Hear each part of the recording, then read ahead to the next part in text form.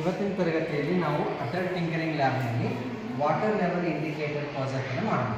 ಈ water level indicator project ಅಂದರೆ ಏನಂದರೆ ನೀರಿನ ಮಟ್ಟವನ್ನು ತೋರಿಸುತ್ತೆ.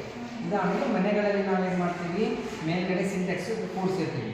ಸೊ ಸಿಂಟೆಕ್ಸ್ ತುಂಬಿದರೂ ಸಹ ನೀರು ಹೊರಗಡೆ ಬರ್ತಾ ಇರೋದು ನಮ್ಗೆ ಗೊತ್ತಾಗೋದು, ಅರ್ಥ ಆಯ್ತಾ? ಸೊ ಅದು ನಮಗೆ ಆಫ್ ಆಗಬೇಕು, ಅದು ಗೊತ್ತಾಗಬೇಕು ಅಂತಂದರೆ ನಾವು ಮನೆ ಒಳಗಡೆ ಏನು ಮಾಡಬೇಕು, ಒಂದು ಬಜರನ್ನು ಫಿಕ್ಸ್ ಮಾಡ್ಕೊಂಡು ಆ ಲೆವೆಲ್ ವಾಟರ್ ಇದೆಯೇ ಇಲ್ವೋ, ಹೇಗೆ ಬಜರು ಸೌಂಡ್ ಮಾಡುತ್ತೆ ಅನ್ನೋದನ್ನು ಈ ಒಂದು ಪ್ರಯೋಗದಲ್ಲಿ ನೋಡೋಣ. ಈಗ ನೋಡಿ, ನಾನೀಗ ಇದರಲ್ಲಿ ನೀರು ಹಾಕ್ತಾ ಹೋಗ್ತೀನಿ.